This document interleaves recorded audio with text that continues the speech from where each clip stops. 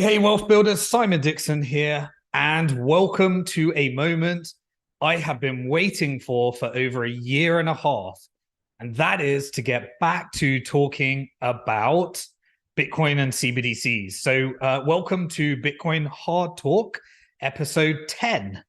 Hard Talk about hard money. This is where we talk about the transition into a world of Bitcoin and CBDCs and all the geopolitics around it, Bitcoin money investing, and how to prepare yourself.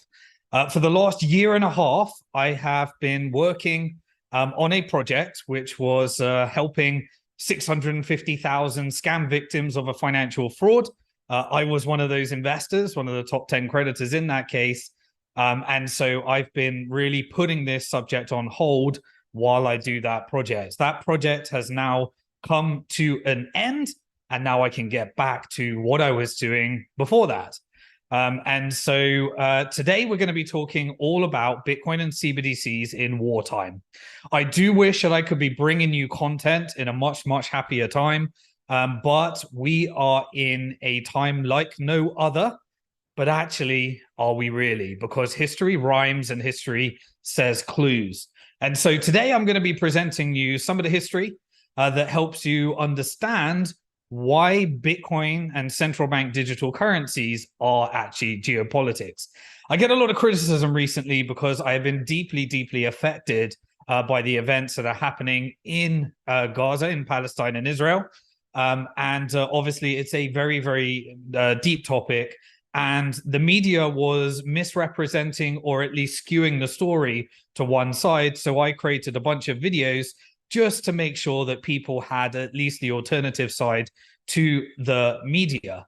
The whole goal was to get round what I normally do, which is financial commentary, following the money, IMF flows, Bitcoin flows, central bank digital currencies, bank flows.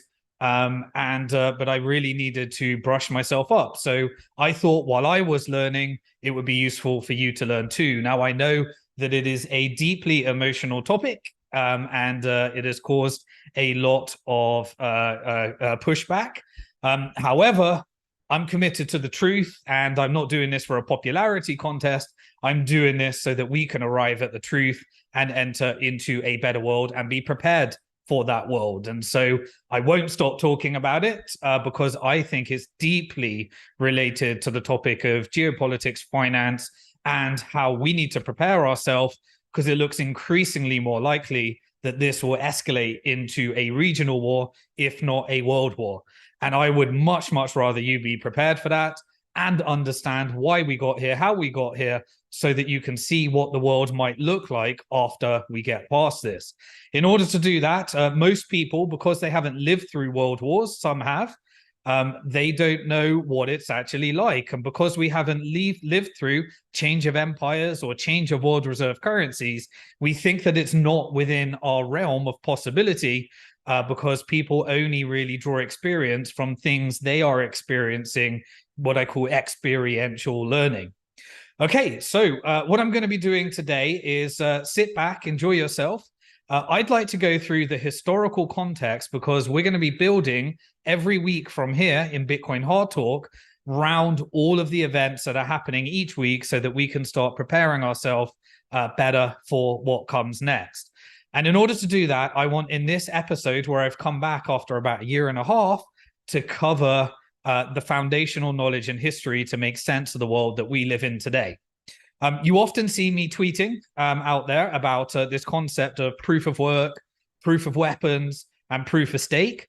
Well, this really is part of the central bank digital currency and Bitcoin world that I think we are moving to, and everybody needs to be prepared for. And it always, all changes in monetary systems always happen after massive conflict and war. And so the end of an empire or the change of a world reserve currency is always marked by extreme right and left polarization and populism, and also, a bloody, brutal war. So you've got to understand a couple of things about me. I try to wear multiple hats. I'm a business person. I run and I'm the CEO of Bank to the Future. And we help people build and protect their wealth. At the same time, I'm a humanitarian.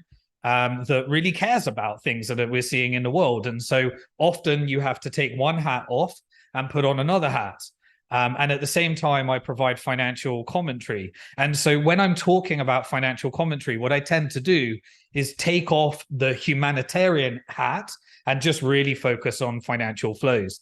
Please do not take that as insensitivity around some of these things that are absolutely atrocious that we are experiencing in the world. We are, in my perspective, in the middle of seeing in real time on cameras a genocide at worst, ethnic cleansing and forced displacement at best, and extreme acts of terror that we saw on October the 7th that we were told we need to focus on in isolation and forget about the history. Now, with that in mind, I want to go through and stay on lane with the financial topic. And to do that, you need to understand a few concepts: proof of work, proof of weapons, and proof of stake. And so proof of work is the concept of Bitcoin. For me, when I was working in investment banking, I left in 2006 because I wanted to give commentary on what I discovered about the financial flows of the International Monetary Fund and banking reform. I was part of a community called the Monetary Reform Community. Bitcoin didn't exist at that time, but because I was understanding those flows, it got me out of investment banking in 2006 when I quit my job, and I was focused on giving lectures. And I spoke at I spoke on a documentary called 97% Owned. It got about 3 million views, and I wanted to create a non-fractional reserve bank. That means a bank where money is not rehypothecated and has sustainable principles. It's not built upon interest, and instead it's built upon profit sharing and hard money. The problem is that there was no real hard money you could build on top of. At the time, I had to build it on top of the Bank of England. It required 60 million funding that we had to deposit in the Bank of England, and then other banks would rehypothecate it, and we had to build it on top of a fractional reserve bank. And so that drove me to Bitcoin, and I found Bitcoin in 2011, purchased my first Bitcoin at $3. And ever since then, I've been valuing my wealth in Bitcoin and accumulating every month, where I have a simple rule, which is I must have more Bitcoin this month than I did the previous month. But I digress. So proof of work, what is it? Why was it important? Well, at the time, there was no way of exiting the fractional reserve banking system. And I had deep problems with what the fractional reserve banking system meant. For those of you not familiar with that, fractional reserve banking is the concept of building a banking system on top of unsound principles. New money is created every time someone issues a loan, and therefore you create the world's largest regulated Ponzi scheme that resets itself on average every 100 years and ends in a bloody bloodbath and tends to be some big global territorial war that then ushers in a new wave, a new empire.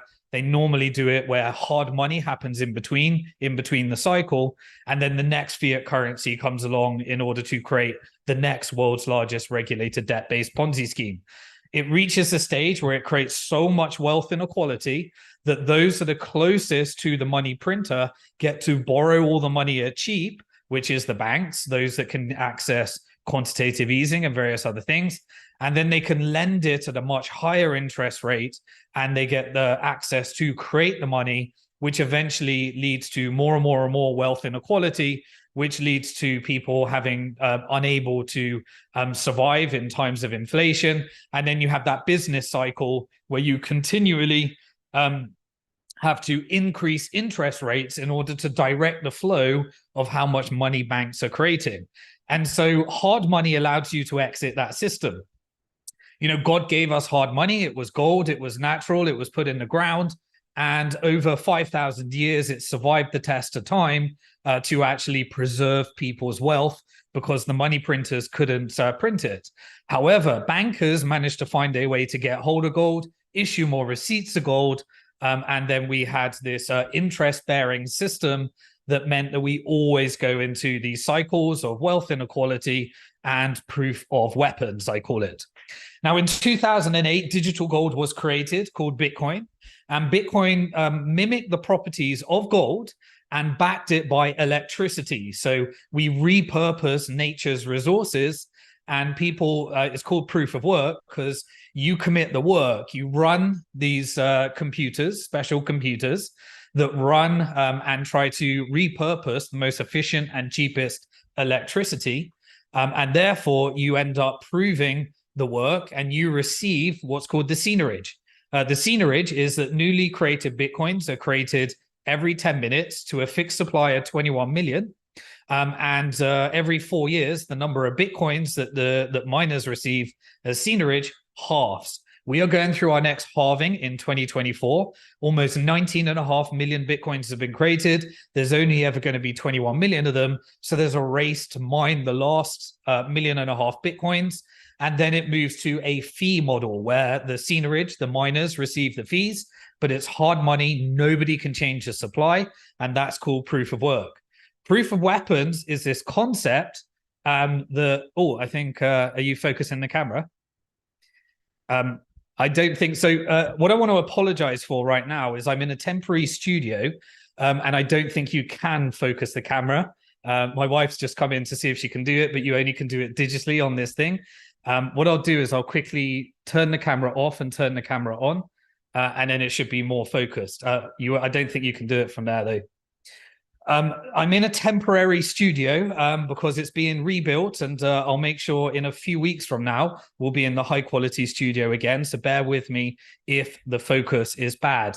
But proof of weapons is the concept that the empire that prints the money, that spends most of it on the largest military empire, whether it be the Dutch that invented, the naval fleets through the cheap labor of the British, or the British that created the largest military empire through military fleets and colonialism that ended up owning 60% of the world, or where they can no longer maintain the profit and the power play shifted over to America. That's what I call proof of weapons. It's backed by debt. And if you use that debt in order to build the biggest weaponry, eventually you build an empire that collapses under its own debt. But while you have the biggest weapons and the biggest military empire, you end up being the world order, as it were. Now, proof of stake was an innovation on top of Bitcoin. And proof of stake is the concept of, rather than expending electricity, whoever owns the most coins, Ethereum is an example, ends up controlling the network. Now, we are moving to a shift where it went from proof of work to proof of stake, and it's programmable money. However, it will be controlled by those that own the stake. At the moment, the exchanges own the stake. Eventually, banks will own the stake, and it will become a network owned by banks where people can build central bank digital currencies and programmable finance on top of it.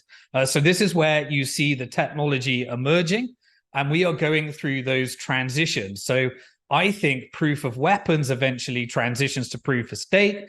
Proof of stake is run by AI central bankers that will probably do it better than normal central bankers. But how the hell did we get there? Because if you want to exit, you can exit with hard money, and that is where Bitcoin comes in.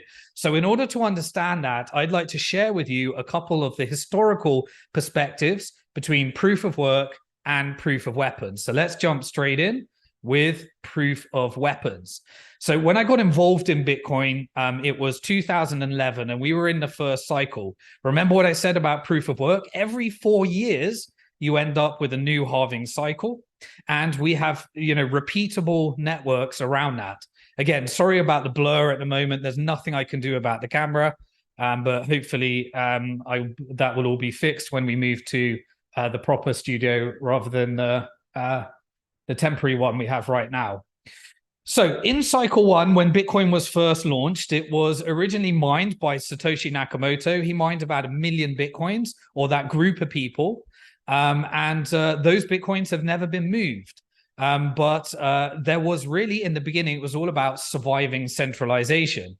And so the massive returns that were made in Bitcoin in the first 4 years were as a result of surviving centralization. More and more people could mine it, and therefore more and more people would receive the seigniorage from creating Bitcoin through proof of work, and the network becomes more and more distributed. But because there was no pre-mine, where those that were printing it, the million Bitcoins are just there. A theory is that Satoshi Nakamoto was a group of people, and the keys have been lost because they've never been moved.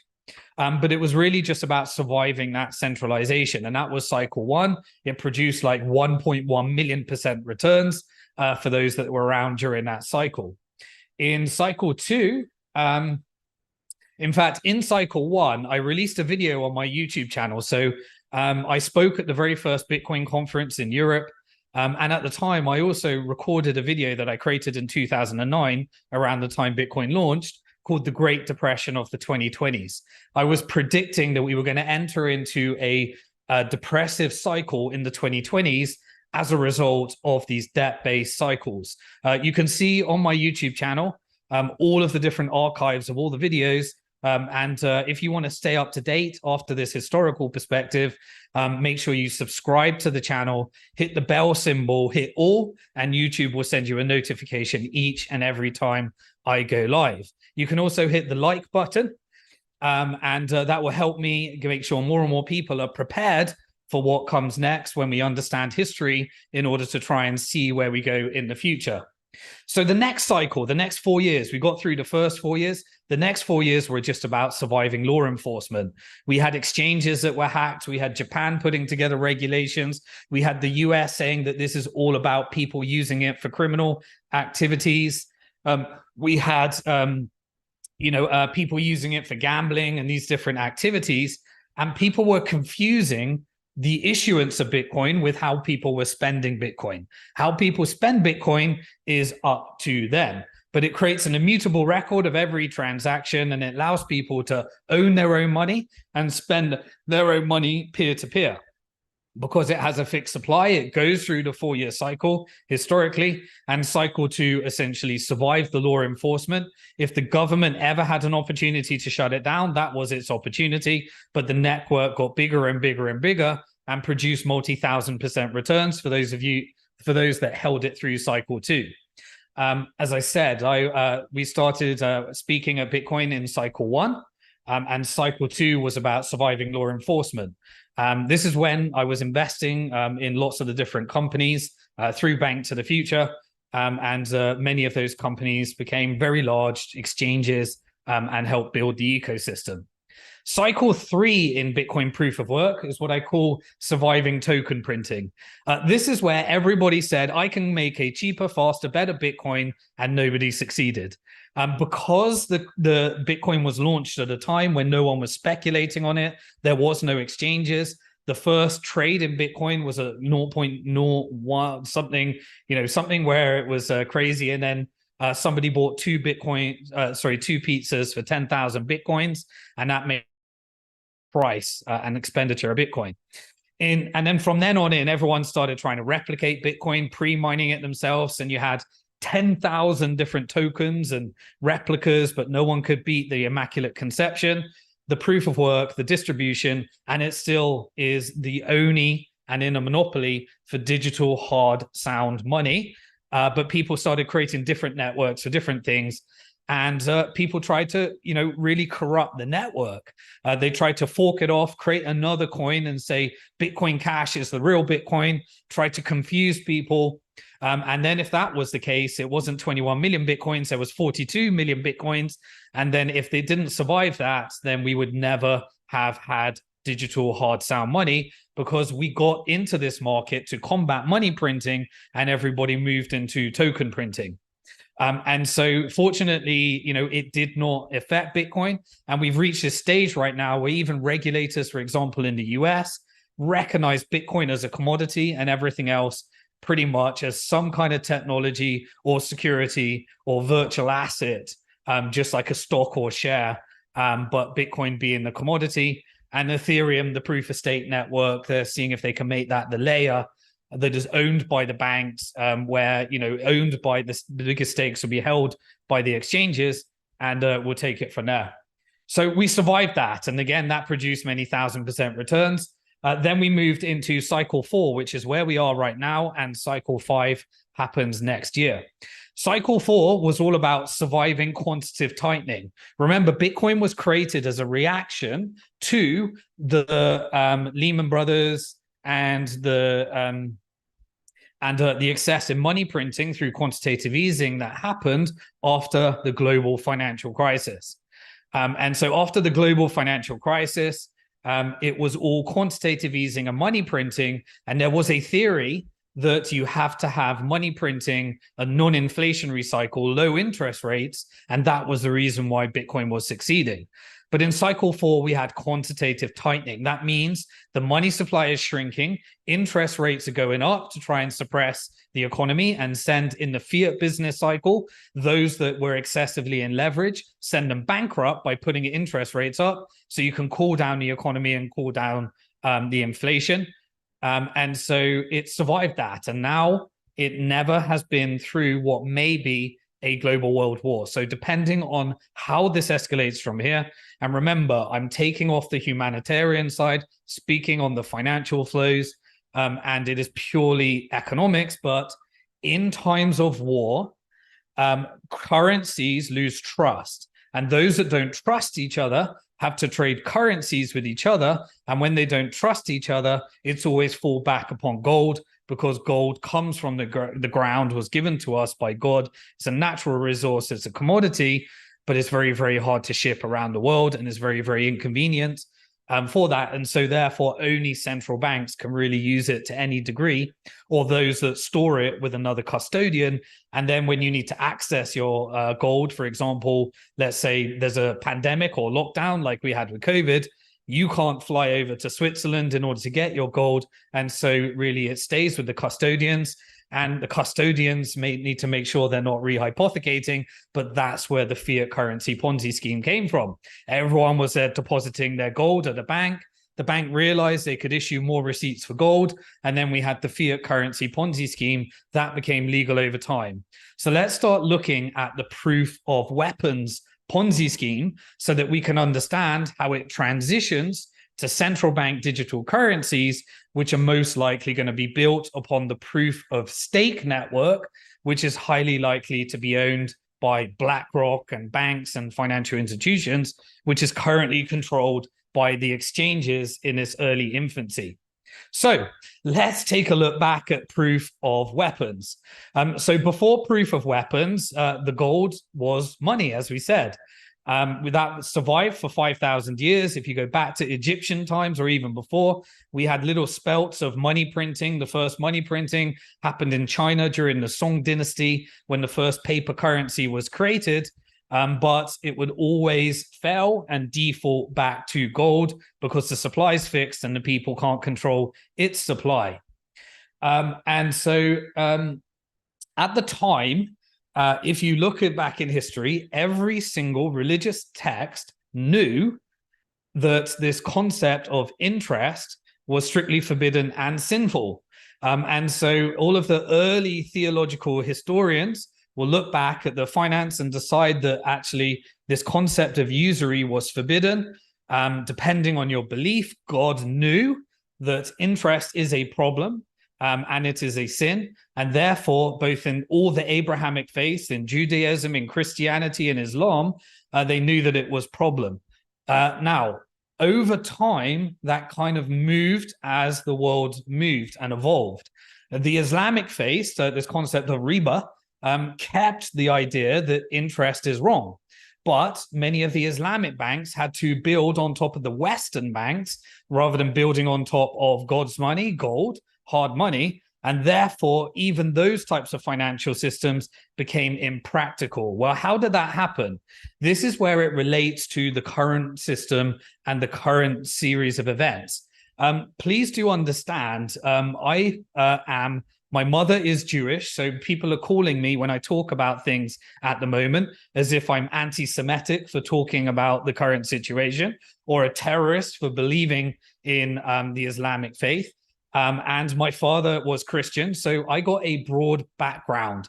My faith is Islam, but I am Jewish by blood, and therefore I have a range of different experiences. So trying to dignify talking about the current situation in those different types of terms is completely, in my perspective, illegitimate or a misunderstanding at best of the way that I may be communicating. But those oppressed in the past were certainly those of the Jewish faith. For thousands of years, they were really, if you look forward to the Ottoman Empire, when they found themselves in Vienna at the beginning of the banking system, because usury was forbidden in all religious texts, there was a word in the Torah, the Old Testament, as it were, rather than the Gospel or the New Testament, that said that Jewish people could lend as long, they couldn't lend to themselves, but they could lend to those of other faiths, their brother.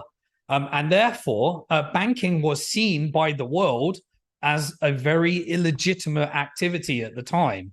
Money lending was an activity for those they considered to be subhuman. And at the time, many people experienced and were really, the oppressed of the past were those of the Jewish faith.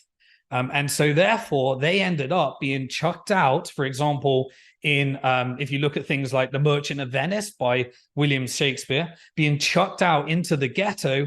And as people were trying to borrow money in order to engage in capitalistic activities, it was really an activity that was given to the oppressed of the time, which was those of the Jewish faith, because they interpreted the Torah in order to say that usury was only forbidden to our own people, but it wasn't forbidden if we lend to those of different faiths. And so therefore, this really led to much of the anti-Semitic, as we call it today, persecution and oppression of those, because they were associated, they weren't even allowed to work in normal professional jobs. And so they had to do things like money lending and debt collection. And therefore, they were treated much like many are treating those in Gaza today as inferior humans. And so that is what, really the birth of banking. If you look back at things like, in Vienna, the Ottoman Empire was in charge at the time. And you could see some of the persecution when you discover and go through some of those things. Now, at the time, gold was still the foundation of money and the financial system.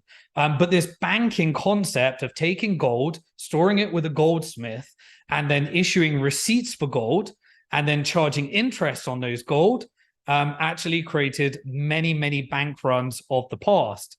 But there were a couple of, we had this innovation. There was the Dutch Empire. The Dutch Empire was built upon the Dutch guilder. The Dutch guilder was backed by gold, and it was one of the largest, most innovative empires that led to capitalism as we know it today. The Dutch East India Company was really the first form of issuing shares, which made up the modern version of the stock market. The stock market was a concept of raising finance by sharing profits through common ownership. And so this was not a sinful form of finance. It was an innovation. And at the same time, in the Dutch Empire, the birth of central banking. It didn't issue banknotes, but it was the first form of being able to issue notes based upon, gold. And this led to the innovation of funding the Dutch East India Company that got incredibly innovative at ship making. And at the time, just like with China today, everybody was outsourcing their work to cheap labor. What was the cheap labor at the time? It was the Brits. The Brits then learned the art of ship making and copied from the Dutch the concept of central banking and modern day capitalism through financial markets. And those that invented banking, that were in charge of the banks, became those that built the new wealth empire based upon interest. And the Bank of England created the modern day concept of fractional reserve banking. And so if you look at the Bank of England, it was created because England wanted to fund a war with France. And the way to do that was to borrow 1.2 million. And the creators, William Paterson of the Bank of England, which was a private bank, managed to persuade the king to allow them to issue banknotes.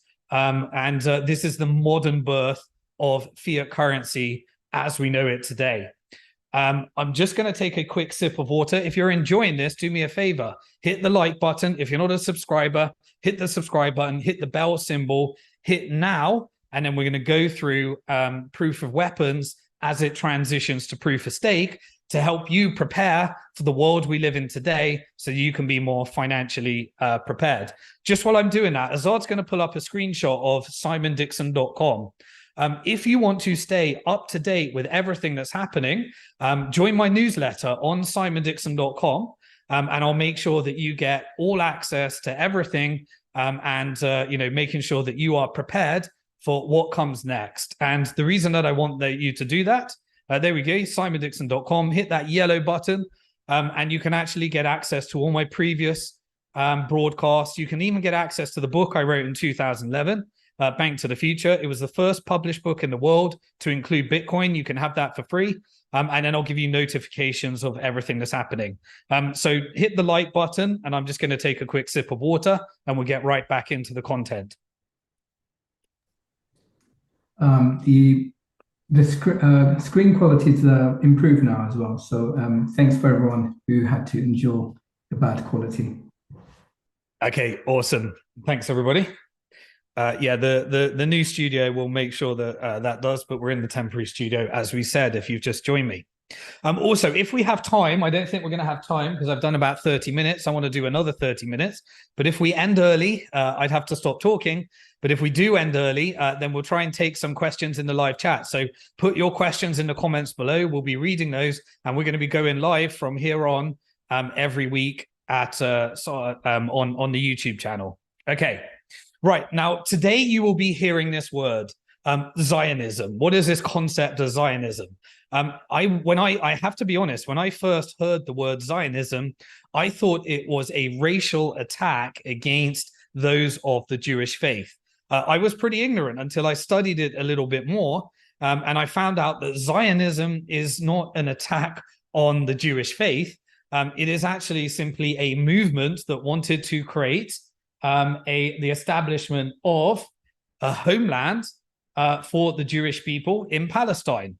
And so as I started educating myself a little bit more about that, some believe that it was actually funded by those that weren't necessarily of the Jewish faith.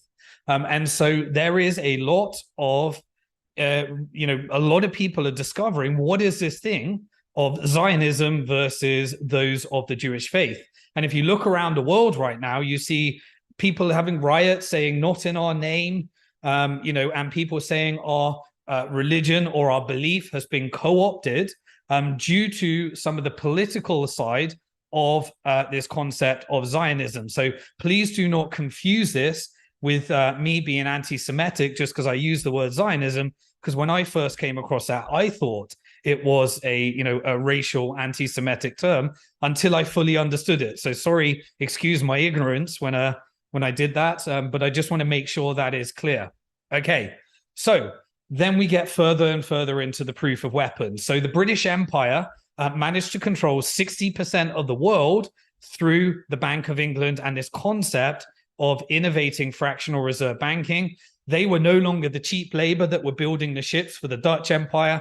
The Dutch guilder was eradicated from hard money to printing more and more money, more and more monetization, more and more of the old equivalent of quantitative easing. The empire falls, the British comes along, there's lots of bloody wars in between, and the new superpower and the new world order emerges, proof of weapons, backed by the British naval fleet. And the goal of the naval fleet is to conquer as much land and to conquer as much gold as possible.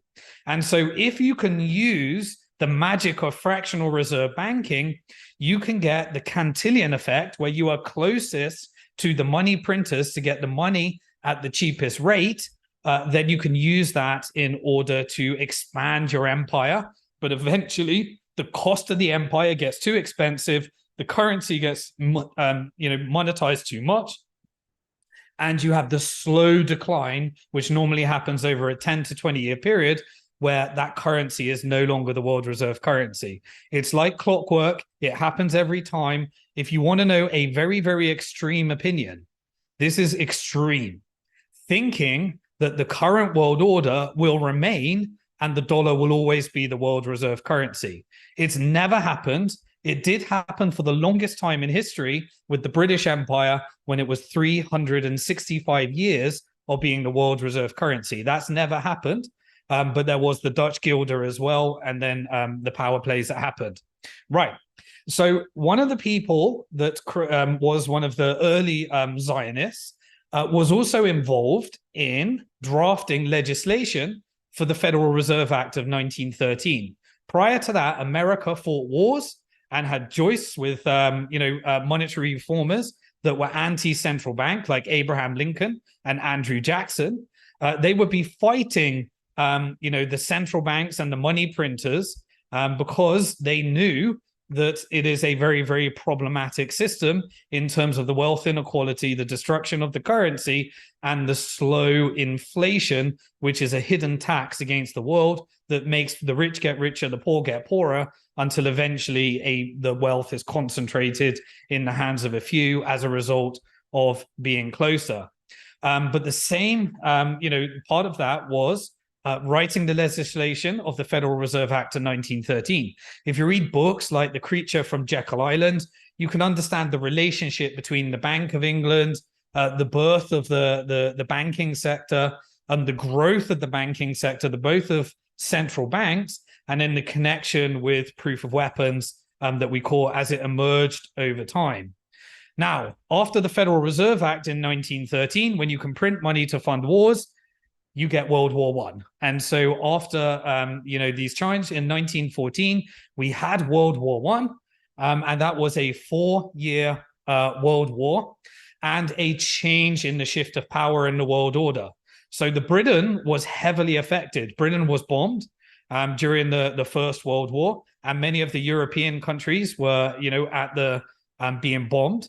And we had many of the atrocities leading up to World War II, many of the Jewish refugees that didn't have a home. And so this created, that desire to expand Zionism into making sure that the mission was achieved. And so in World War I, we had the 1914, and we had this bloody war for 4 years, but the US was able to fund the war, produce the weapons, but not have their own country directly affected because most of it happened outside of their homeland.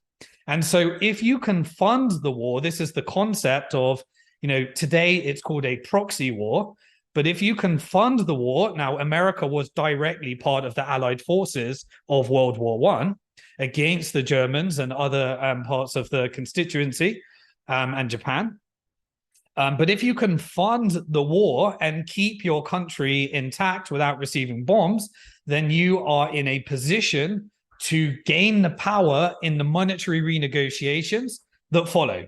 So after we had, during the middle of it, and this is the problem with world wars. During world wars, democracies turn into military-run governments. Essentially, the world transitions to communism.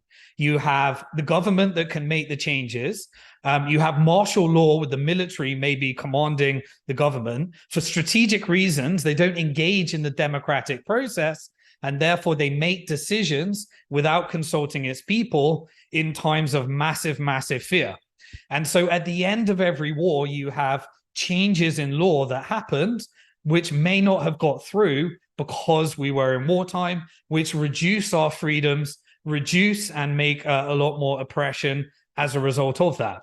One of those was in 1917, which was the Balfour Declaration, where the British government and British leaders, Balfour, from their colonial empires, promised both, people in Palestine that if they would back their war, if they would fight them against the Ottoman Empire, then they would give them and make that land theirs. And also at the same time, made an agreement, a declaration, it wasn't a law, a declaration, the Balfour Declaration, with Lord Rothschild, that those and the Zionists could have their Jewish state.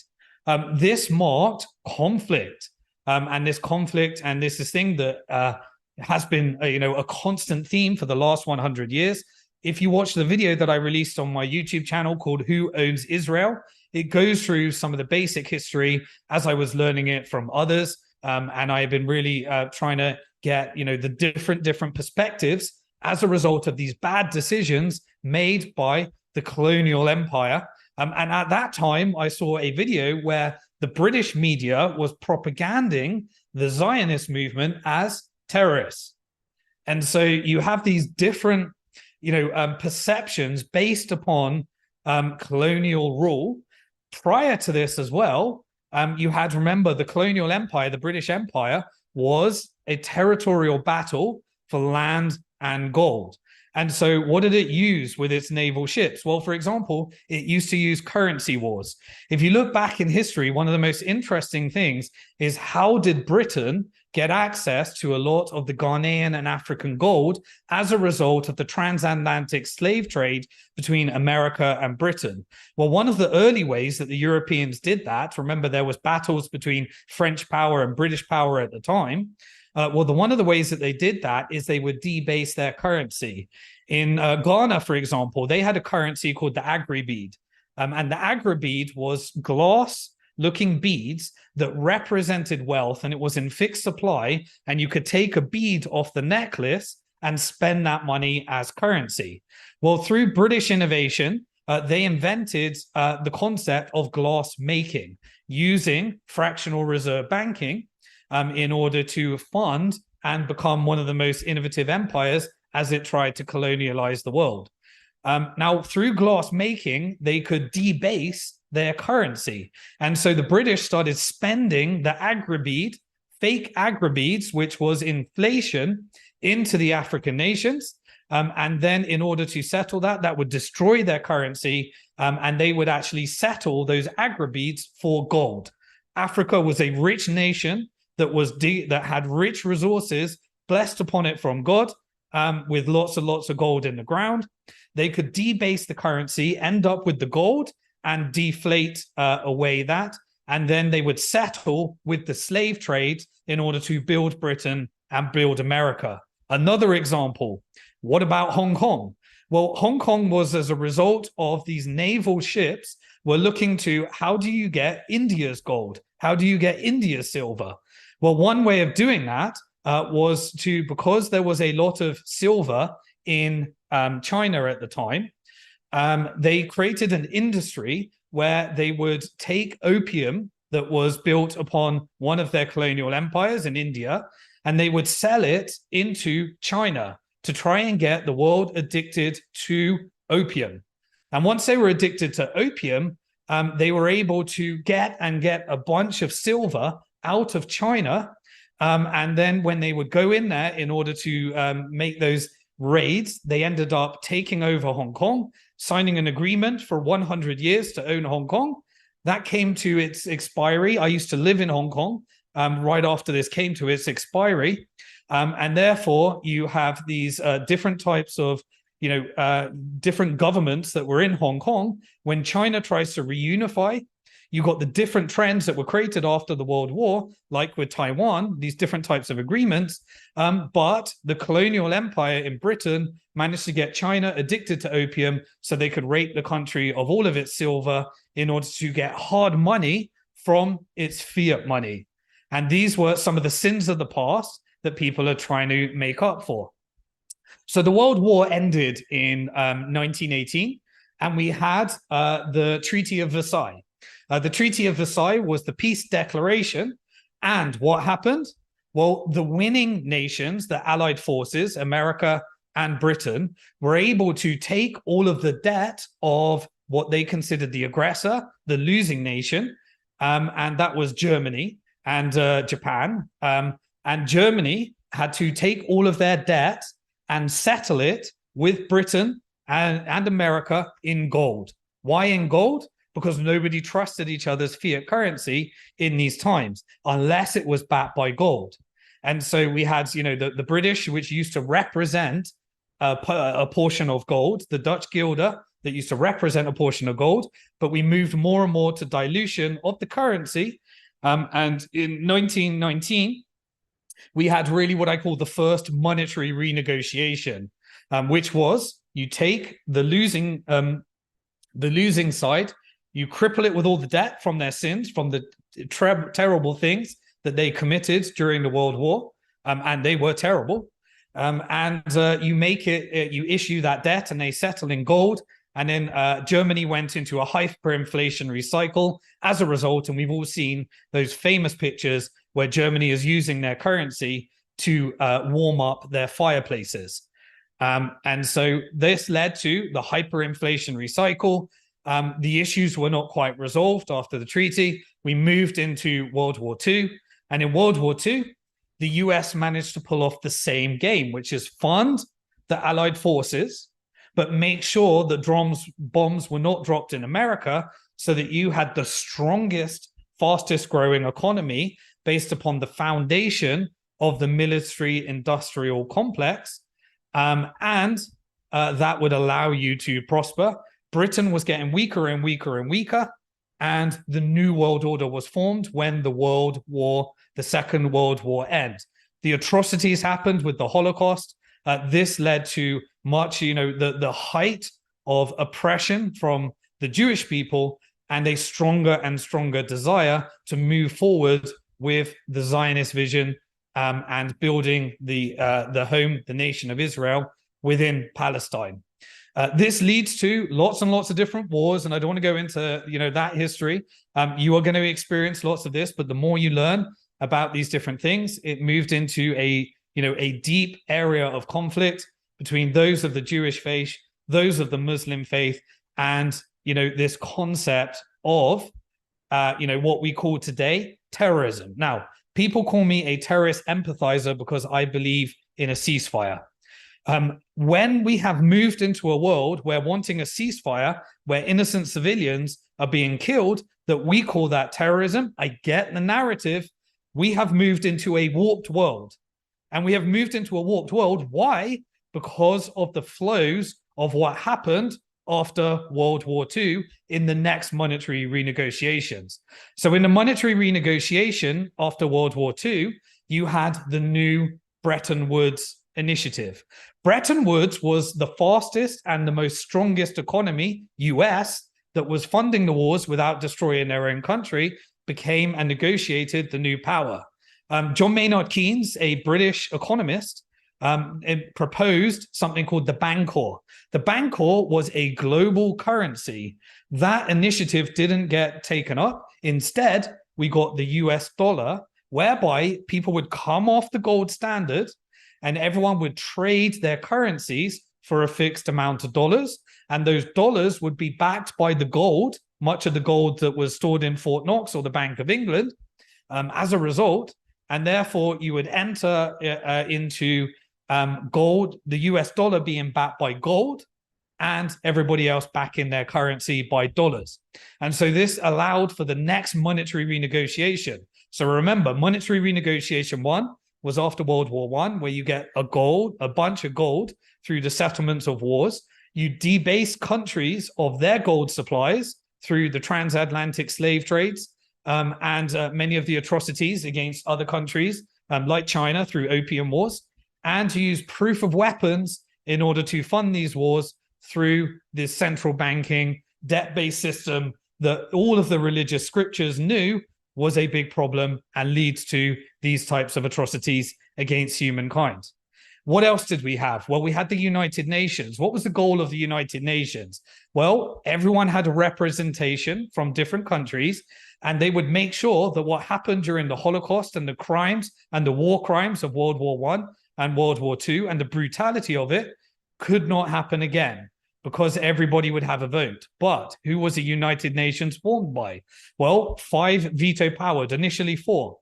France, remember, France and Britain were the colonial super empires that the Bank of England was funding the wars between those different colonial empires. You had the United States of America, which was the fastest growing economy through the Industrial Revolution, and not being affected by the world wars and being on the right side of the gold renegotiations and the transatlantic slave trades. Independence from Britain, a falling empire. And then you had Russia, which originally was an ally during these world wars. But that entered later into Cold Wars, where Russia slowly, as the Soviet Union broke down, was no longer the ally and the new enemy. And so they had veto power, and later China became such a force through the adoption of this quasi-communist stroke capitalist world, where essentially in America, billionaires ended up controlling through the Cantillon effect. The largest and wealthiest people in America run America, whereas China maintained a bit of communism, but introduced a bit of capitalism through corners like Hong Kong and Macau and Taiwan, and then introduced that at the regional level as well, and created one of the fastest growing economies that was able to maintain the cheap labor, but run by the Communist Party. Remember, there was disputes around Taiwan. America needed to agree to support Taiwan. That entered into a corner of capitalism. Eventually, it became a deep technology country, very important in the AI chips that are being developed for the future of the world right now, with an agreement that was based upon another thing where, two different agreements were given to both China, the China's Communist Party, and the China Nationalist Party. And therefore, we entered into this unresolved conflict in Taiwan, just like there was in Hong Kong as a result of the Opium Wars, and as we see in Israel and Palestine as a result of the Balfour Agreement, where we have these unresolved areas. What else did we get? So United Nations, they all got a vote, but any of the superpowers could veto those votes. This meant that the people that had the veto could overrule. Now, what are we seeing right now in the Palestine-Israeli, what I call a genocide, as a result of the atrocities and terror that happened on October the 7th, that was as a result of the terror that happened before that and the terror that's happening after that as well. Well, you had, virtually the entire world, United Nations, saying we want a ceasefire, but America vetoing it. And eventually we end up with what we just got voted through, where Britain, Israel and America abstain. And then we can try and get some humanitarian aid, but Israel can choose to ignore that. And now that becomes an international war crime if you ignore the United Nations. But unfortunately, because of the veto power, you can veto against. And so the superpowers could always veto. And so therefore, it was a flawed concept. The world could signal that they want something, but the veto could overpower it. And so therefore, you don't get world peace. You get the concept of the veto powers exercising their agenda. And how do you create terrorism? Well, you use that agenda in order to oppress others that don't get a vote. So why did the Middle East not get a vote, a veto power? Well, they become, the people fighting against that, the 1.5 million people that were bombed and killed in Iraq. They want to fight, and they are called terrorists. And, this is not me being a terrorist empathizer. This is how you create terrorists. And so Africa, the oppressed nation, they don't get a seat at the table. Someone like Gaddafi ends up being assassinated because they bring up that the veto power gets in the way of world peace and is used in order to fund the agenda of the world order. The justification is we are the existing world order. We are the maintainers of peace. So we get the veto power. What else did we get? Well, we got NATO. NATO was an agreement between military operations that say one attack on us is an attack on all of us. And therefore we combine it. And it was against the Soviet Union and modern day Russia, as it were. And so NATO was one of those organizations that was formed as part of it. So we had the New World Order, which was formed with the US dollar being backed by gold and everyone trading their currencies against the US dollar. Therefore, US dollar had the money printing and it had to be backed by gold. And that would allow it to suppress its power, as it were, from coming too far. You had the United Nations in charge of maintaining peace with its veto power. You had NATO that was in charge of, a military alliance, as it were, after the World War. And you had the IMF. The IMF is the International Monetary Fund and the World Bank.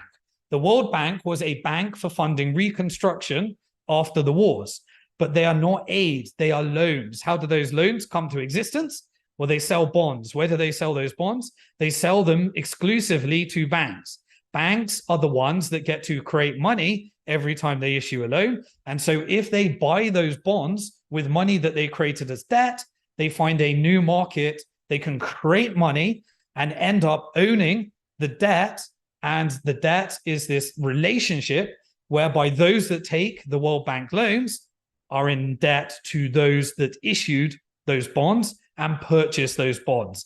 And so again, you can see this theme of being connected to the money printer, as it were. The theoretical digital money printer or the physical money printer allows you to control the purse strings and the system in the proof of weapons network.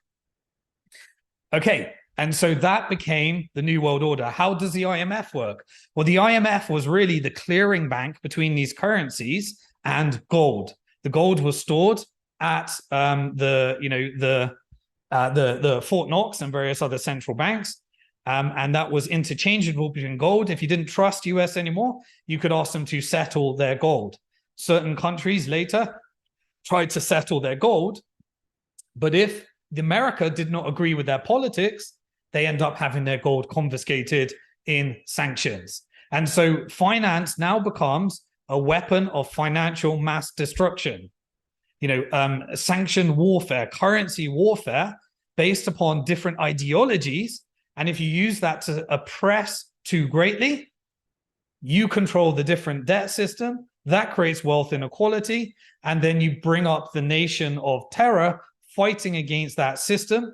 They create atrocities because they don't control the money printers. And you end up with this cycle where you have to fund massive, massive wars in the proof of weapons network, build military empires outside everywhere, and eventually the fall of the empire when the currency gets downgraded for its credit rating, and you can no longer afford to maintain the empire. So America right now is $1 trillion of debt, having to refinance those bonds. And as long as people consume those bonds, you get to control the world order, as it were. But in 1971, the US lost the control of the world order and wanted to fund the war in Vietnam through the proof of weapon network. And the proof of weapon network led to the Nixon shock. The Nixon shock was when the President Nixon said, we are no longer going to convert dollars to gold. They created the second to final part of the fractional reserve banking system, where gold was completely obliterated and removed, and they could print money at free will, and all of the currencies went into a free float against each other with no gold backing, no hard money, and the unadulterated, ginormous expansion of debt, where those connected to the dollar could oppress everybody else because they can control the money printer, and therefore you have to align with their ideology. And if you align with their ideology, then they are the world order until the decline of that currency, or de-dollarization is a term that you're seeing at the moment.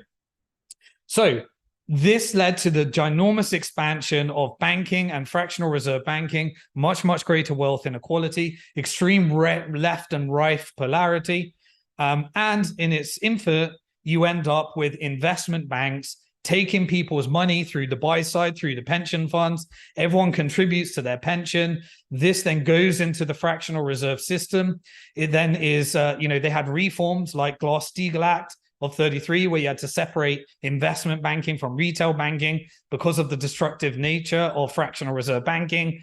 Suddenly people started creating these financial weapons of mass destruction in order to get poorer and poorer people into debt, because they wanted to print more and more money, increase the money supply, roll over the debt-based monetary scheme. You had collateralized debt obligations, mortgage-backed securities, to the point where no one could understand through securitization the debt, and you had a multi-100, $200 trillion derivatives market where financialization became bigger than the real economy, and no one could keep up. You had the 2008 financial crisis.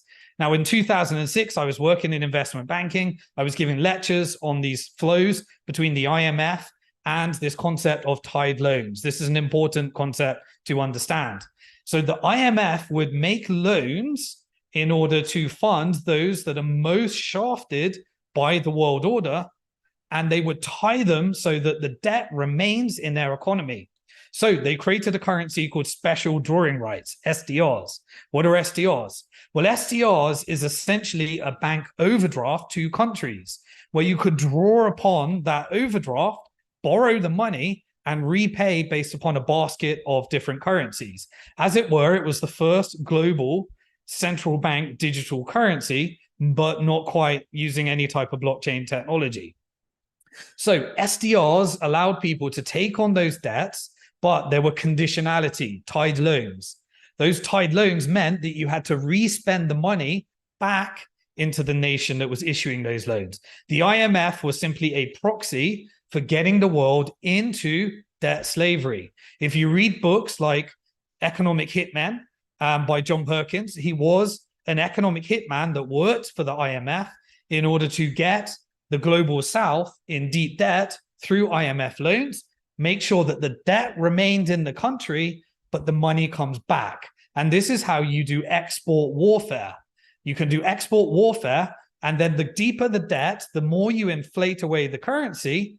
You have these wars where they can't print the dollar, but if you can print the dollar, you can make your debt cheaper, and then they have to print their own currency in order to try and pay off. And then you enter into a hyperinflationary cycle, all based upon building a system based upon what God already told us is an unsustainable way to manage the world's money supply. I digress. So tied loans are the ways of the IMF getting the world into dollar debt. And so therefore, what can you do? Well, when they default on that debt, you can tell them, implement our policy, implement higher taxes. You destroy the economy, you get it in deep in debt, and then you say the people have to pay for that. So you rape them of their taxes with hidden inflation that destroys economies that may have been resource rich, and you may have all of the resources, all of the natural resources, all of the gold, but you have to export it in order to try and pay off your nation's debts as a result of these predatory IMF loans. And the money printer is the country that issues the dollar loan. The IMF is a proxy, and so you can implement proxy currency wars globally around the world. This is the financial system that we live in today. So what is the final parts of the dollar? So you're going through all of that. Remember how the Dutch guilder went as the world reserve currency, then the British pound went. Now we have the American dollar. Well, eventually, with the military industrial complex, one way of doing that is making sure, remember, the end result of a debt-based fueled capitalism. Don't confuse me with anti-capitalist. I think capitalism is the best way of organizing hard money. But illegitimate money creates crony capitalism, where those closest to the money printer control the purse strings, and the infinite cycle of a debt-based Ponzi scheme leads to crimes against humanity that we are experiencing right now, that then leads to reactions that we call terror. But those that in the military industrial complex, because they control the media, they get to hide their terror. And so we have these different situations, but it wasn't until social media that people actually got to film what was happening in these wars, and we, the people, can no longer ignore them. And so this, I think, is a game changer, but I'm jumping ahead of myself. What did we have next? Well, let me take a look at my notes. So what was the end of the 2008 financial crisis? Solve the problem of debt with more debt. Roll over the Ponzi scheme. Roll over, you had quantitative easing in order to push out. You had low interest rates to get everyone to take on the debt again. If you don't want the real estate market to crash, make sure you get those interest rates down so that everyone can borrow, lever up. More and more of their income goes into servicing real estate. Those that buy assets end up on the right side of the debt cycle. Those that can't afford assets end up on the wrong side of the debt cycle. Companies then come along and say, well, we'll use corporate bonds, junk bonds, in order to borrow and buy back our stock. We can push up the price of stock, and that helps those with pensions that are, on the side of building assets. but you roll over the Ponzi scheme, as it were. And so the pinnacle of this came when in 2019 to 2020, we had our global pandemic and money printing on a scale we have never seen before. At the same time, in 2022, we had also, the NATO expansion into Ukraine and the IMF expansion, the fourth largest nation of the IMF loans, was obviously Ukraine. And so Ukraine starts building their Nord Stream, their oil, their oil and natural gas lines. And so how do you use your financial weapons of mass destruction? Well, remember what NATO is. NATO is an alliance against the expansion of Soviet Union and Russian enemies of that particular world order. And so when you expand into Ukraine, you have these, you have these little corners of territorial debate. Eventually, you get the invasion, which is the 2022 invasion with Putin, and the proxy war gets to blow up those Nord Stream pipelines. America becomes a nation that is now, it used to be dependent upon the Middle East for its natural gas and oil. Now it can service its friends and its allies. So immediately you take out all of the oil that was being exported from the Middle East and Russia, and America gets to expand that. Turns out that there may be a bunch of oil and natural gas under Palestine. So do you then decide how you're going to support and stand by an agenda that might be able to take that from certain people? I don't know. We will see. We can see. And the important part of this is that we now have access to information, whereas in the past, can you imagine what was happening during World Wars when no one had a camera and no one could speak to each other on Twitter Spaces and nobody could create content? Hopefully this doesn't get censored. I have created a YouTube channel, a Rumble channel that has backed up all this stuff in case it goes down that route. But you end up, what do? Russia invades, financial weapons of mass destruction, sanctions, but oil is the natural resource. And so they're able to insulate because their currency or their economy is backed by a commodity, natural resource, oil, so it can insulate itself. And then you sanction and suspend the US treasuries and the US dollars that Russia was holding at its central bank with America. You delete 300 billion, can't quite remember the number offhand, from the central bank.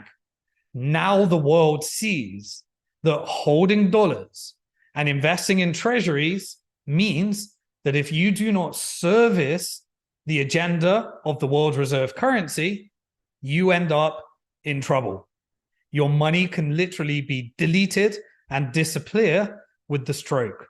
Now, again, I'm not making, I'm very, all of these wars, I believe, are enabled through the proof of weapons network and the world order that made it unfair for everyone in the United Nations to have a say, and therefore you can't have the peace when you're serving the agendas of the vetoes. We will keep going in this cycle again. And what will be the tool for that? Central bank digital currencies. So the world is looking by and saying, holy shit, even the Bank of England suspended the Venezuela's getting access to its gold. Now, because they are committing crimes against humanity and not meeting certain agendas, and therefore you have these problems. Don't store your gold at somebody else's central bank. Don't invest in a digital currency that can be deleted. You start to see where proof of work comes in. Proof of work is a network, a global network of computers that can't be shut down. And so when you have a global network that is created through the natural resources of allocating resources through electricity that no human can change, is apolitical, is geopolitically neutral, then during the next world war, when no one trusts its currencies, what would you settle with? Sending gold in a ship that can be suspended if you custody at someone else's central bank, or Bitcoin? This is where we start to understand that every individual that understood you can own your own money, spend your own money, and that leads to more peace. Then you have a fixed supply whereby it is not unfair with the proof of weapons network. The individual that accumulates Bitcoin goes through the 4-year cycle, ends up on the right side of financial history. Their wealth increases, not saying that it will happen in the future, but a fixed supply, hard money, always has the same story. And therefore, what happened to me? I was deep in debt when I was trying to build a non-fractional reserve bank. Myself and my wife, we got into about £250,000 of debt. We were being eaten alive by the fiat system, even though I had a great job as an investment banker. But as I wanted to get a fight against the fiat currency system, you end up deep in debt. I buy Bitcoin. I continue to buy Bitcoin. I continue to do it where every single month I have more Bitcoin than I had the previous month. My debt gets eaten away, evaporated by hard money. Every company can do that. Have you seen what MicroStrategy did? They used the debt-based markets in order to borrow against their stock price in order to accumulate Bitcoin. And now they're making billion-dollar gains. You know, it's not gains until you've actually sold it. However, that's what we did at Bank to the Future. We created financial products that allowed us to earn fees in Bitcoin. We'd keep the Bitcoin and make sure that we earn enough dollars in order to service our costs and our staff and our expansion. Every company can do that. Every individual can do that. El Salvador, you'll see pinned to my tweet. I went over to El Salvador to see if I could guide President Bukele in how he can take his $23 billion of debt, a chunk of it to the IMF, say, screw you to the IMF. He made Bitcoin legal tender. The government starts accumulating it. Everyone says they're an idiot when the price is crashing, but they get to accumulate Bitcoin cheaper because they're valuing their wealth in Bitcoin. That's a key psychological difference I've always taught. Don't value your wealth in fiat currency. Value your wealth in Bitcoin. When the price crashes, you get to accumulate more with your fiat currency. Happy days. Bear markets are the best times in Bitcoin, as long as you are managing your finances correctly. And that's why in future videos, I'll make sure that we're preparing ourselves for how to manage that so that you don't end up having to sell your Bitcoin and becoming a trader. I digress. That's how to manage your wealth, or how I manage my wealth in a world of Bitcoin and central bank digital currencies. In 2022, what happens? Everybody takes Bitcoin and a bunch of companies commit massive fraud. Remember I said in the beginning, the last year and a half, I've been working with those that were victims of fraud. Why? Because they took Bitcoin and they created a debt-based system on top of Bitcoin in the centralized coffer. The regulations, it didn't have the backing of the US government, the FDIC, which has to back the fiat currency Ponzi scheme. It only holds about 1% of the value of deposits.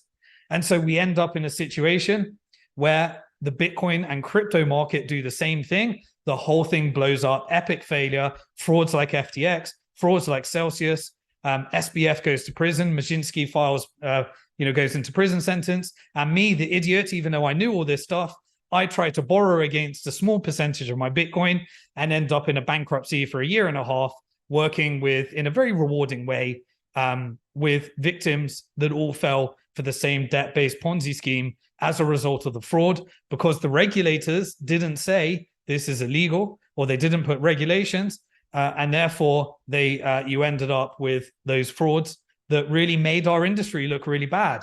But what was the result of it? Bitcoin unaffected. Yes, the price might be affected, but hard money is hard money.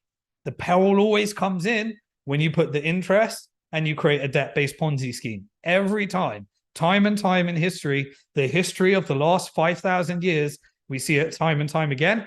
Every 100 years, we have to learn it because we didn't see it in the past. What happens in 2023? You get the bank run crisis. What causes that? Well, in order to combat the supply side shock that was happening from oil as a result of the Russian-Ukrainian war, you had the NATO expansion into the proxy war between US and Russia, but saying it's Ukraine. And you have these other proxy wars that heat up as well. You have the Taiwan and China one, which is essentially US and China. Great to see that Xi Jinping and Biden are meeting to try and turn down the heat, but reunification, China has already said it wants to reunify with Hong Kong based upon the sins of the Brits and what happened after World War II in Taiwan between the China Communist Party and the China Nationalist Party, and the classifications of countries at the United Nations that were then vetoed by those that had the say. So as a result of that, you have banks that blow up because as they issue more and more debt, as they put the interest rates up higher and higher and higher. Why do they put interest rates up? Because inflation is going out of control from this money printing.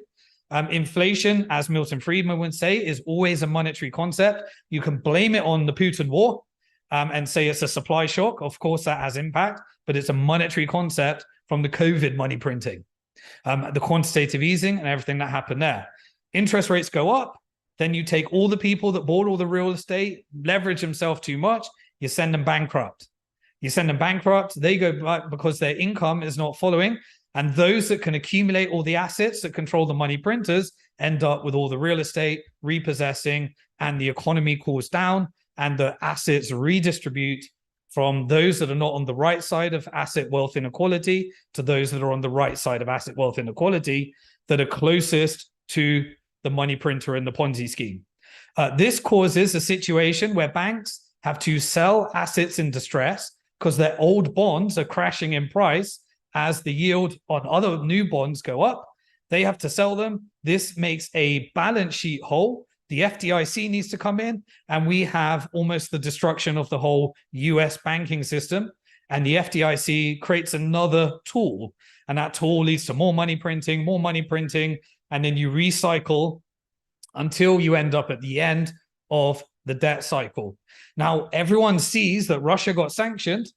You know, China and America have this relationship. They got $4 trillion of, hard, essentially, they were buying and lending to the US. Then you had those tied loans. The money would go back into China that was producing the goods. They have this good symbiotic or relationship together. But when they own $4 trillion, they hold a financial weapon of mass destruction. Selling down those bonds, if the relationship gets too well, selling down those treasuries can re-trigger the 2023 bank run crisis if banks have not protected themselves for that. What does that do? It takes all the small banks and puts them into the big banks. Who owns the big banks? The big banks are the members of the Federal Reserve and central banks, and the ones that control and are closest and closest. You end up with military conflict, bases all around the world, an unsustainable empire, eventually the credit rating being downgraded when no one's willing to lend to roll over the Ponzi scheme again. And so how do you fix that? Central bank digital currencies. You switch from banks creating money as debt to wiping out the banks. And this is what I talked about, a transition that central bank digital currencies is inevitable, predictable, and guaranteed under this system. You wipe out the banks by the central bank creating technology and allowing everyone to download their app, transition to income if people need that, money drops, helicopter drops, and many things that we'll be covering in future videos to help you understand that.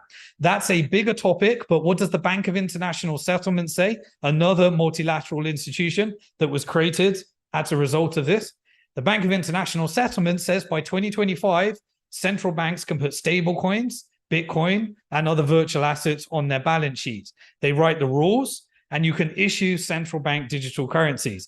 This is a big problem. What are stable coins backed by? They're backed by treasuries, government debt. And so if you go directly from government debt to the technology that allows you to pay, you can recreate the 2023 bank run crisis, wipe banks out of the middle. If you can't afford and no one will buy your bonds, you issue a central bank digital currency and you start moving from an economy based upon capitalism and freedoms and constitutional rights to one where America looks more and more like China, China looks more and more like America, and you meet in the middle with a central bank digital currency. Great for spending, useless for freedom, useless for saving. It's a financial weapon of mass destruction that will be used when you have fear of terror to say, here's why we're suspending your account. You are now guilty until proven innocent. You do not meet your ESG score, and therefore we suspend your currency. You have not been vaccinated, therefore you cannot transfer your money. You enter into the world, a George Orwellian world, as a result of central bank digital currencies and the ability to exit because of proof of work. And what will it all be built on? Proof of stake. The proof of stake network is where those that want to control the rails of the central bank digital currency and this other different networks and security tokens, you need to own the stake. And so when BlackRock launches this Bitcoin ETF, mining does not mean you control the stake. But when BlackRock issues its Ethereum ETF, it controls the stake. And therefore, BlackRock becomes the player.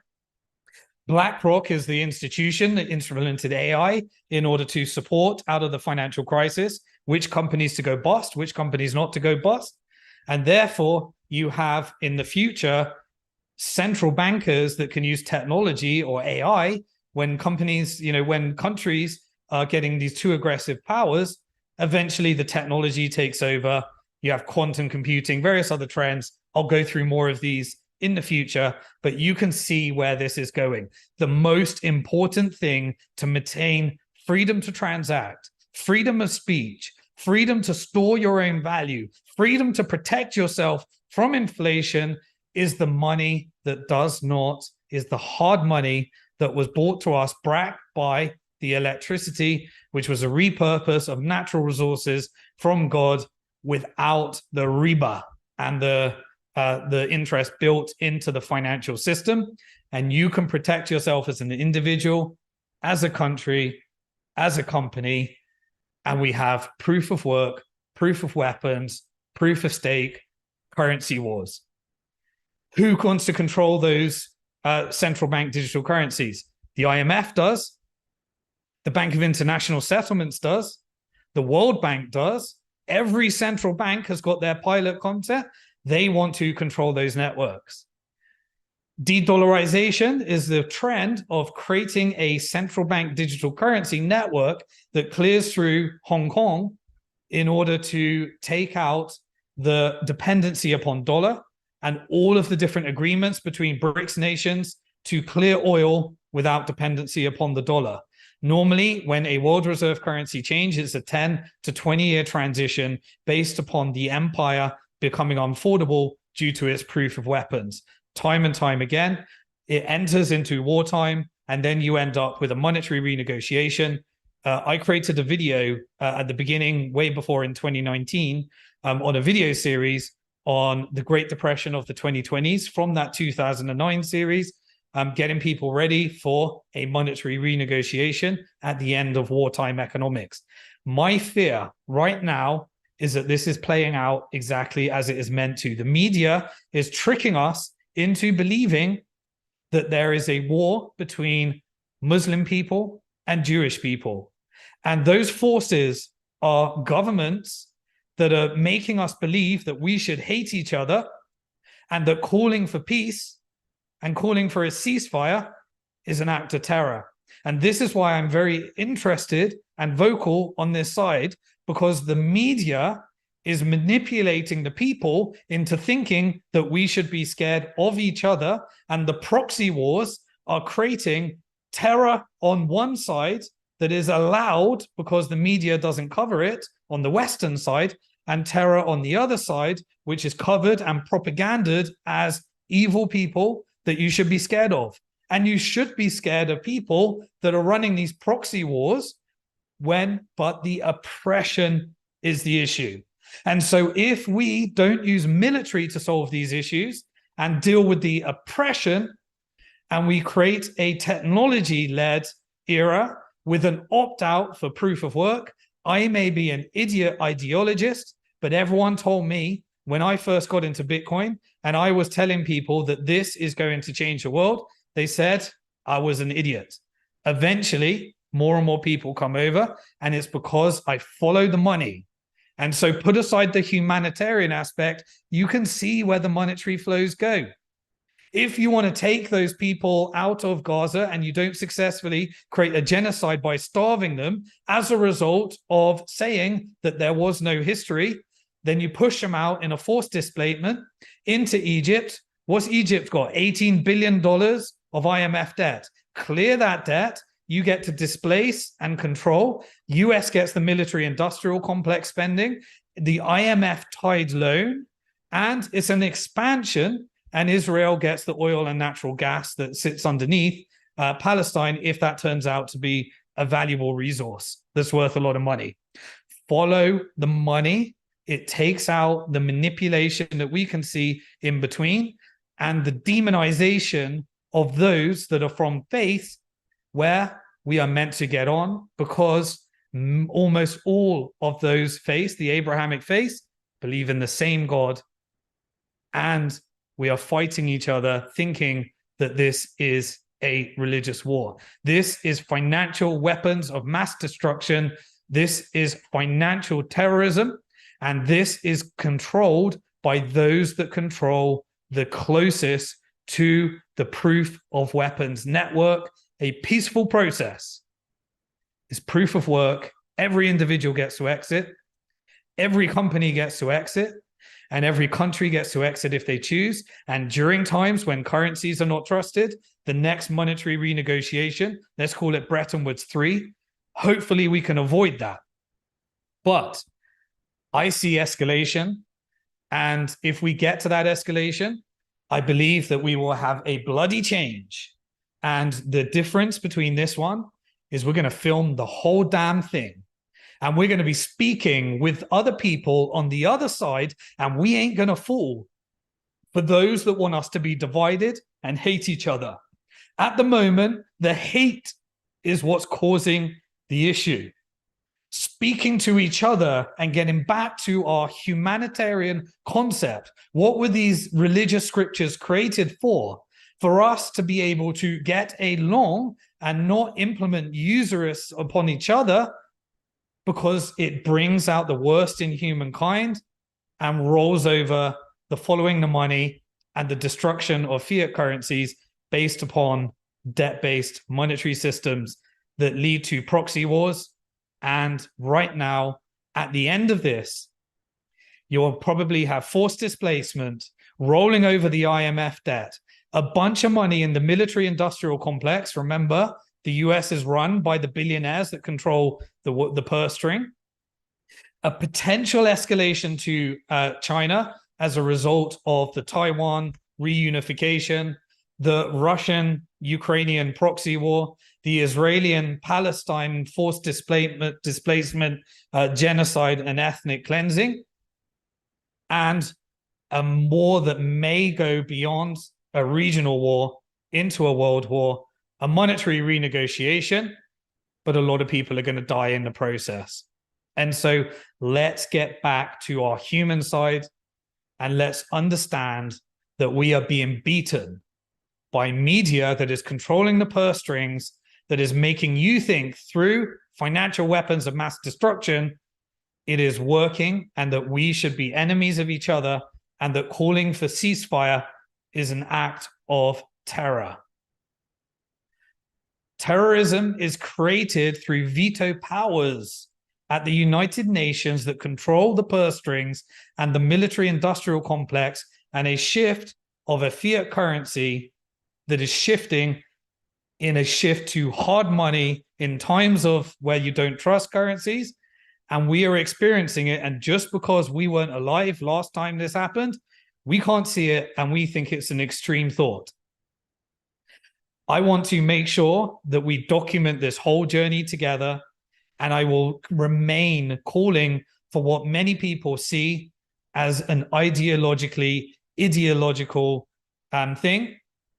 But what else can I do? Because the alternative is sit back and watch the inhumane acts that we are watching on TV every day, that was meant to be taken off our TV so we couldn't see it, by shutting down the internet and shutting down electricity and depriving hospitals of fuel, so that essentially starvation can happen, all because we're told that those atrocities that did happen, and that was an act of terror that should be punished on October the 7th, is the reason that we should forget our humanity and commit war crimes and forget international war. Why?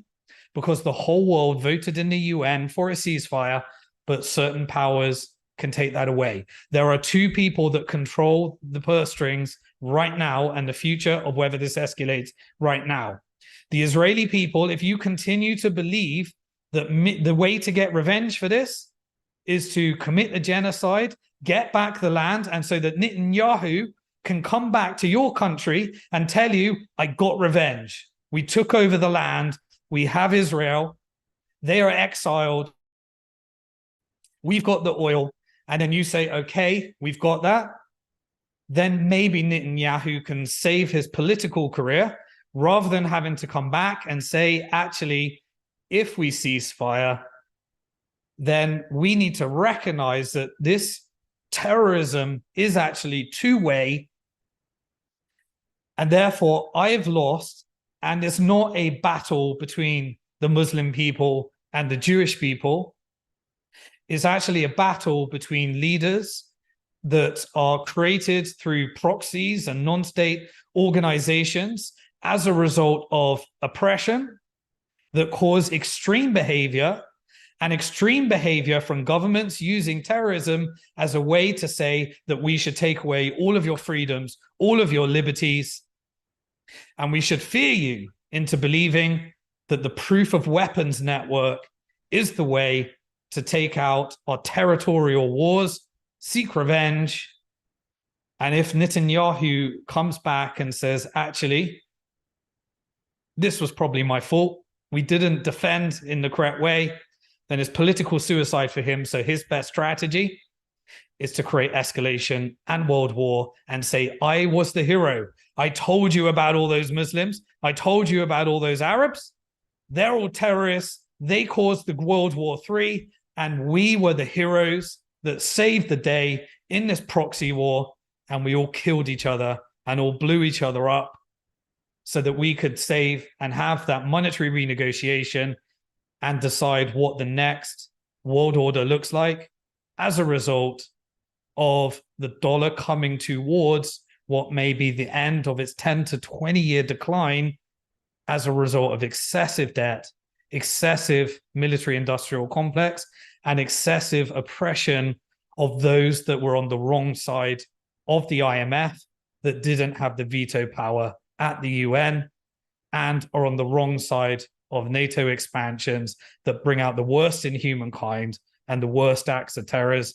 And this is our opportunity to say, through technology, by documenting wars, by having digital hard sound money, by accepting what central bank digital currencies are, by understanding that artificial intelligence is likely to run central bank digital currencies when humans correct, when central banks create acts of terror, we're probably entering into a new world. What does that look like in the future? And I think this is the only opportunity that we get, if we don't escalate this, to actually say what we have been doing for the last year and a half. It's a crazy comparison, but the fraud that was committed within one of those companies I invested in, Celsius, we went into a process called Chapter 11, and I know that this has gone through Chapter 11. I know that Clinton tried to get the peace treaty signed and deal and done. I know that Obama tried to do it, and I know that in the end, it ended up with Biden saying we stand by even when there's war crimes and acts of terror, and we'll fund it. But I think this is the perfect opportunity to really take a look on the fact that we now have access to information. We now have technology that changes things. And when we commit wars, the whole thing gets filmed. It can no longer be done and hidden. And we need to figure out a way of using this technology to get along. Ideologically deluded, but it's ideologically deluded that is the only thing that's going to allow us to actually look at what happened in Chapter 11. We had to negotiate. We had to get a deal done that no one was happy with. And then eventually we had to take the criminality and get those people arrested, the Majinsky arrested. So those that are committing the war crimes, they need to go. Both sides. And America is the only country that can do that right now, because as long as the Israeli people are not fighting against that, and I have seen those people that are partners, and maybe I'm a victim of the media war, but those that are partners of the families that have had their hostages, they're calling on their government to negotiate. And their government is saying, we do not negotiate with terrorists, and that deal has been on the line. They continue to bomb. We have gone crazy. And the people are accelerating that message because we territorially want to back our people in a false belief that those other people are out to destroy us.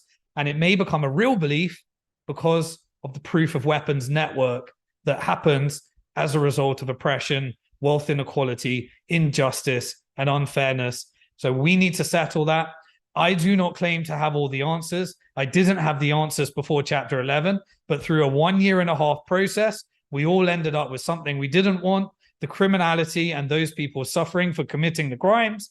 And we got to reorganize into something that could allow the genuine victims to have some compensation for the oppression that was created through those financial crimes that were committed. That's what I will continue to deludedly put out in the world. And we have a choice to either be victims of the media and the proof of weapons network, or a peaceful process is to voluntarily opt out. And I will continue to give updates as we go through Bitcoin Hard Talk. Always remember, no matter how bad it gets, and it is getting bad, and I cry every time I put the TV on and see what we're actually justifying and allowing to happen in front of my very eyes, and the media trying to trick us into thinking that we're enemies of each other. But you are, in fact, alive at one of the most interesting and exciting times in financial history, because the technology now exists for us to not get wrecked on the proof of weapons network and decide that we might be on the right side of change on the proof of work network, peaceful protest, and all the technology that comes from that. And I would like to do everything I can within my power, with my voice, to try and make sure that you are on the right side of that change. I'd love to talk a lot more about a lot other subjects, but I will continue to do this every Friday and update you until we figure out where we're going to come out on the other side of this. And at least you can protect yourself during these times where we need to all commit to whatever the truth may be. And sometimes we'll get the truth wrong. And sometimes we need to apologize for not understanding the truth. But if we carry on during the path, we are in an American-Iranian proxy war, and those selling the weapons with the serial codes on the proof of weapon network will be the countries that sit on the top of this chain with crimes against humanity all around that I really don't want to be a part of. And we can prevent it through just getting the information needed to get on the right side of this change. You may disagree with everything that I say, and I welcome that disagreement. But write down in the comments below anything that you think that I'm saying that's wrong, or anything that you think you agree with, because somehow we need to come together through technology, appreciate the other side, and make sure that humans are understanding that we are being fooled, we are being tricked, and it could cost us everything. And the last thing I want for you is to experience in your country what is happening for those people that are currently being displaced in Gaza right now, because that could come to a country near you if we allow this to escalate any further. I want to do this with peace, love, and unity. You may call me deluded. You may call me a terrorist. You may call me an anti-Semitic, but I can see a genocide when I see one, and we need to prevent that happening, and we need to figure out what we're going to do, and we need to at least document the journey so the sins and crimes that we commit now are documented forever, so that those can be held accountable. And at least those that are dying, remember all the religious scriptures, believe in the hereafter, that are meant eventually we're going to meet our day with our Creator, and they're going to judge our intentions and our actions. And so we need to make sure that whatever we're doing, we do not take that humanity out of us. We fight against oppression. We commit to staying in the lines of international law in these challenging times. and we figure out how to transition from a proof of weapons network to a proof of work network, and don't let the proof of stake network be something that's controlled by the same powers that can then repeat the same cycle with the next currency and the next new world order. Peace.